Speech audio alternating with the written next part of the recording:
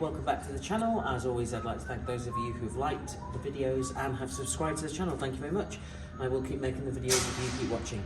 Also, a huge shout out to my good friends Julie, Carl, Luke, Craig and Tina at Vector Air, who have kindly lent me the Uragan 3 by AGT and also the Taurus 4-32 by 56 scope by Vector Optics, which is what I'm going to be talking about today.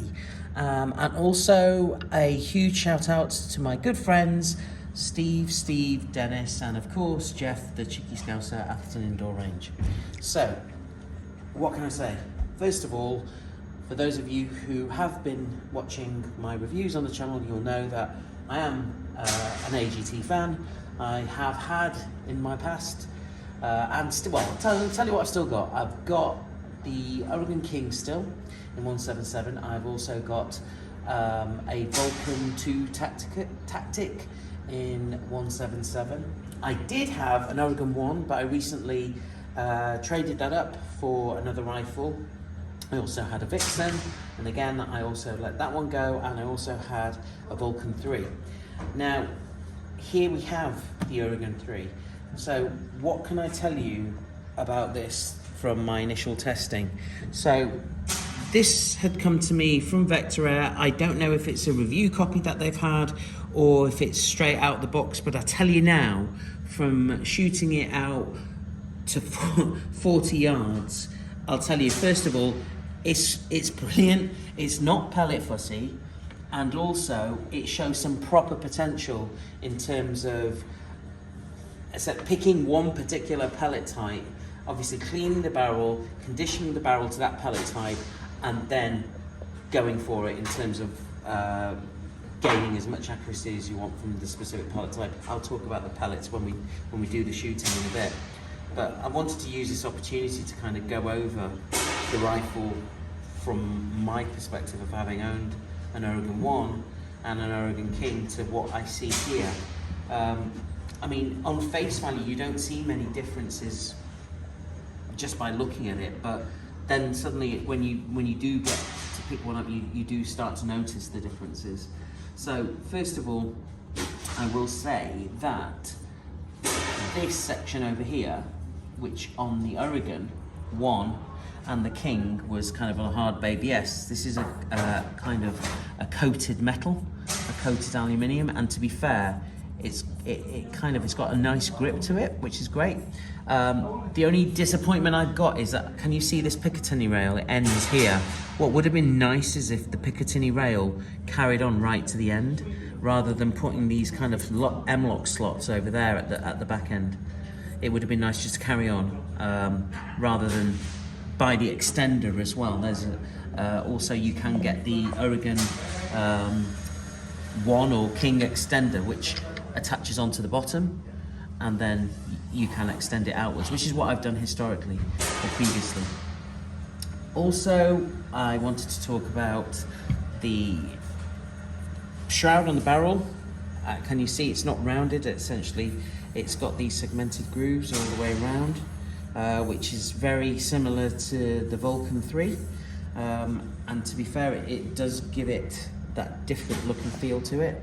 The bottle as well, to be fair, I can't recall off the top of my head if it's the same bottle size, but again, just looking at the size of the bottle from rifles I've shot recently, it's just a huge beast of a bottle. That's what people have said in passing from having seen this rifle, and not only that, it obviously goes up to 300 bar. I will write the C, there it is, it's I'll write the CC on there. I think it's a 0.53 litre size bottle, so it's big. It says 600, to be fair, on the I'm sure it says on the website it says 600, I could be mistaken. Anyway, another thing I wanted to kind of point out just whilst we're at this end of the rifle is this. So bear with me 1 second. I'm just going to take, this is the specific AGT, I've managed to unscrew the whole barrel there. The shroud, I mean the silencer. Here we go. Now, just take this off. Now, I don't know if you can see that the silencer's got this kind of raised section over here. It's not completely flush, okay? Now, in here, there is... Just move it that way onto the light background. Just move this back over there. So this is completely flush over here, but when you put this on, for some reason it joins up flush over here. I mean, there's the thread protector, and I'll just put that on, but it's got this cutout section, which is interesting. I'll just pop this back on for a moment. He says, trying to get it back on. I am awful when it comes down to these. So that's what the rifle looks like without the AGT silencer. And then with it, I think it adds just a little bit more of a visual dynamic, as well as obviously quietening the not necessarily loud snap already. I'm just going to dry fire this for a moment, so bear with me. The cocking lever, by the way, as always, is really nice and smooth. I'll just fire it again. Whilst we're talking about the cocking lever, just have a look at the trigger. There is a kind of very nice first stage and then instant second. And to be fair, it isn't that loud. The only thing I don't like about this is that trigger, this is all kind of aluminium. That trigger feels to me like it's like a plastic item rather than it being metal like an ABS. I could be mistaken, I'll double check, but it doesn't feel cold to the touch. And the other thing is, with the cocking lever, just something I noticed is that I had 2 magazines sent to me by Vector Air. One of them, the cocking lever goes all the way through. The other one, it kind of stops, and the magazine, I noticed, it starts to kind of deform the top pellet. And it could be the magazine. I think it's the magazine. There could be an issue with that magazine, but something worth to consider. But bear in mind, I've seen rifles recently that have had play in the cocking lever. This one's got a little bit of play, not as much as other rifles I've seen, but overall the cocking motion is relatively smooth. So it kind of locks here, pushes all the way back to there. Now, to be fair, it does need a little bit of movement here to get it to go home. And there. And it's not that loud. That shroud is doing a really good job. I mean, then you've got the silencer or moderator which goes on. And again, just when I saw this, I was under the assumption that that would actually look disjointed, but when it does get put on, try and keep this as still as I can, it joins up really nice, flush, there. So I like the way it does add to the length of the overall barrel. And then in terms of sound, let's just cock it and fire it again. It makes a lot of difference. Which is nice. Let's talk more about the rail over here. Now this is interesting. Whilst this has got 20 MOA, and Vector Air kindly lent me the Taurus with some 34mm unadjustable mounts, I found that I've had to still put a shim in here, or I'm going to have to get some adjustable mounts even with that, because there wasn't enough clicks on here to essentially zero the rifle. So something to be mindful of is, if you're going to use this, even with the 20 MOA rail here, I would look to get 34mm adjustable mounts, and that way you've got complete freedom to adjust where you need to. The scope as well, just to say, it's a beautiful scope. From my perspective, it's like looking through a widescreen TV scope set to 32 zoom. The only thing I can pick fault at is that it doesn't it's shortest distance that you can essentially bring the zoom, the focus down to is 25 yards. And when you want to zero this to say 10 or 15 yards, that obviously you can't. I was trying to do that at 15 yards and everything was slightly blurry. So please bear that in mind. 25 yards it starts, and then it goes from 25 to infinity. So,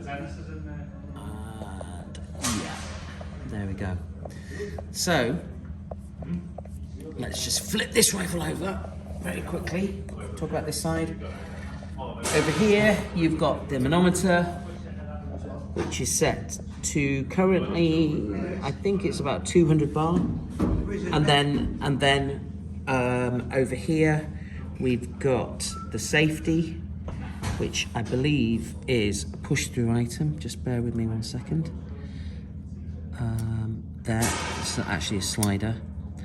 That's set in fire mode safe, which is kind of nice. And then you've got this knurled, almost like spiral nodule sticking out to just allow you to catch your finger on. But something to consider over here. There are some sharp edges on this, I've noticed. So yeah, there is some sharp edges on there. Filler probe is over here. Push it this way to take it out. And you get, obviously, your filler probe in the box. The usual Gumph didn't come with this time because it came straight from Vector Air. But like I said, you got your 2 mags, and then you normally get a pen and a diver's whip and the instruction manual. Then you've got your walnut stock. I've heard mixed results about the walnut stock. Some people say that they're getting some great walnut stocks out the box. Some people are saying it's not so great. Personally, if I was going to buy this, I'd go for a laminate one.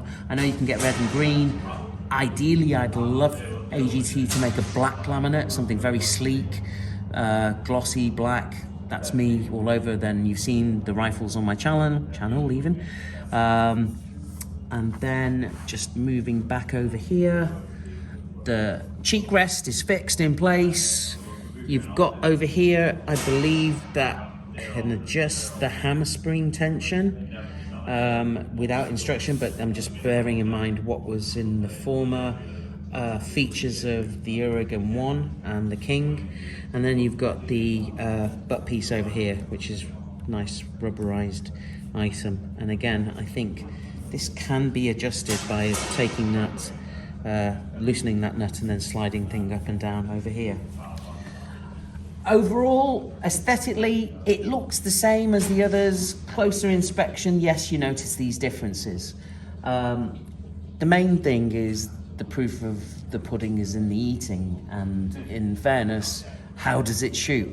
And as I said, from my initial tests, this thing didn't appear pellet fussy, based on the 3 pellets I tried. So I'll tell you about them. I tried the JSB Exacts in 4.51. I tried the JSB Shorts, and I think they were batch 18. And I also tried H&N Barracuda FTs, 9.57, I think they are, in grey.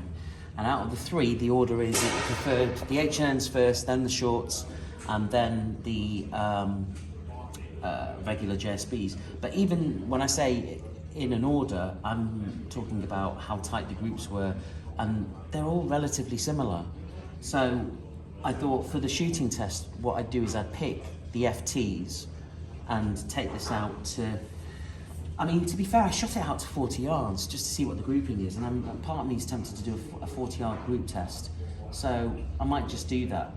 A 40-yard group test with this rifle, because to be fair, it is an AGT and it's fully capable. So what we'll do is we'll pause the video here and rejoin on the bench when I'm going to do the 40-yard test. See you in a second. Hey, we're back here at the range. I'm on the bench. Steve's with me. He's going to do the filming, and in the meantime, what we're going to do is send out this robot downrange 40 yards. So here we go. Like I said, one of the cool selling points about this range are the robots.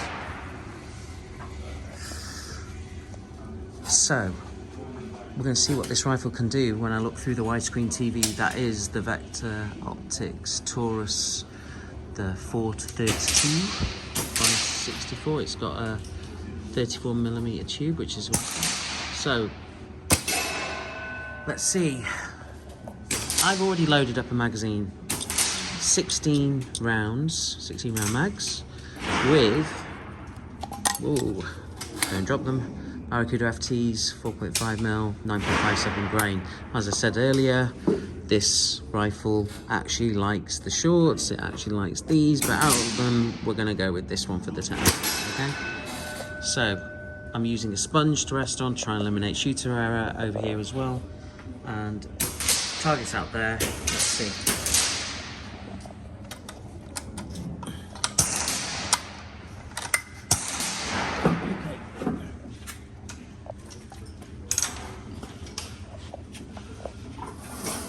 Find the target first. 40 yards. Right under that.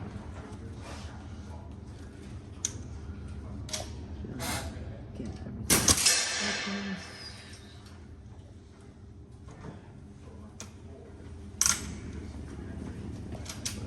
Okay. I'm going to put 16 shots through the same place. That's pretty much what I'm going to do. And let's see what the group looks like. 16 shot group at 40. And here we go.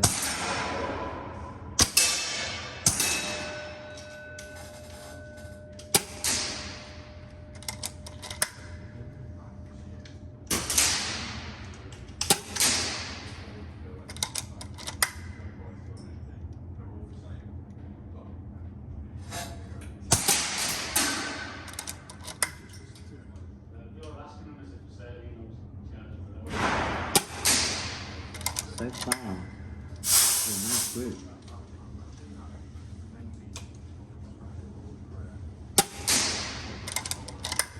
That's that one.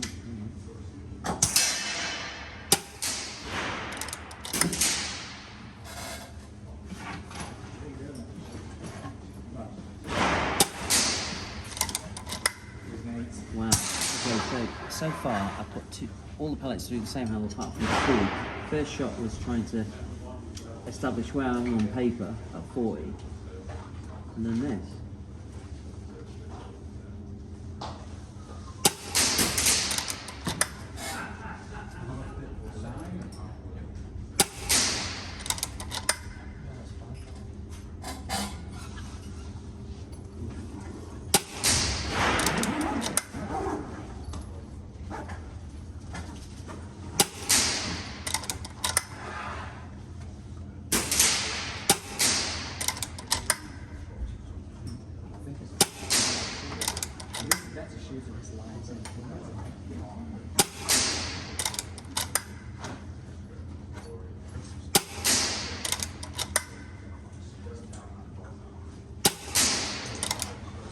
I think that's 16, but bear with me.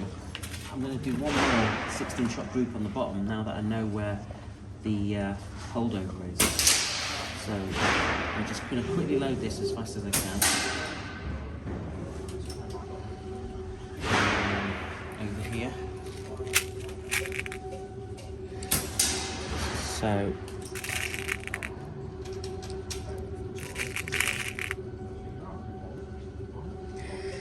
just loading up the pellets now. What I'm finding is that you have to put your finger, again, for those of you who don't have any AGT stuff, you have to put your finger behind the hole and then you rotate the drum.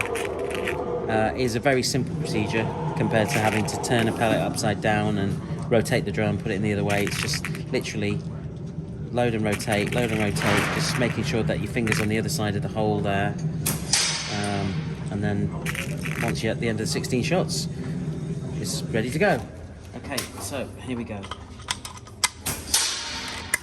One final point as well, just to let you know, this rifle is currently shooting at an average of about 10.5 foot-pounds, 739 feet a second on average with these Barracudas. So I did chrono it before, but the device that we're filming on has got the chrono results, but that was the average, just to let you know. So, okay, I'm going to do another group over here. I'm going to try and punch out the bullseye with this one.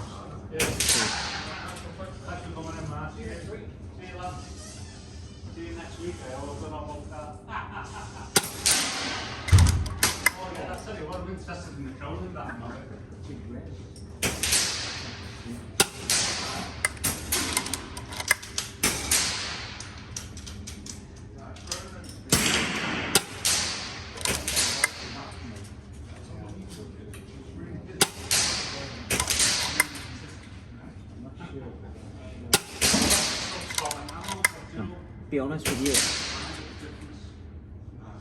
I can't see where the group is, but I'm assuming it's going into the black. Oh, yeah. That one went to one side.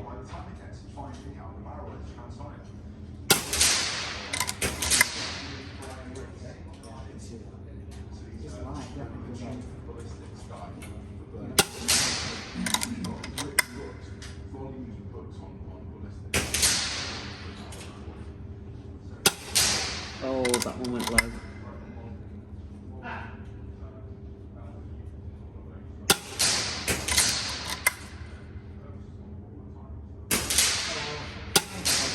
That one well went to the right.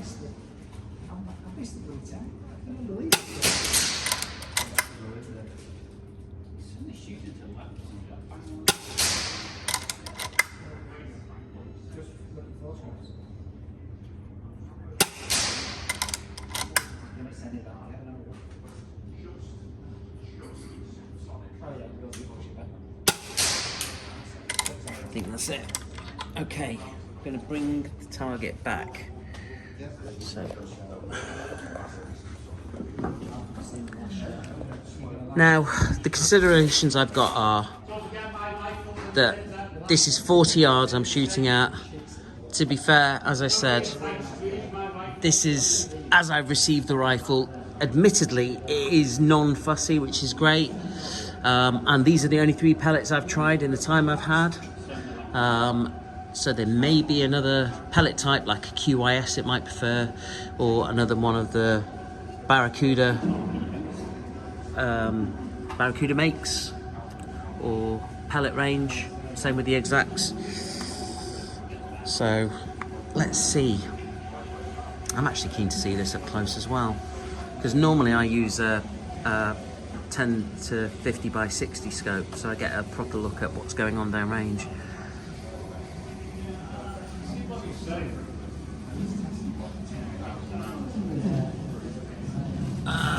Okay, here we go.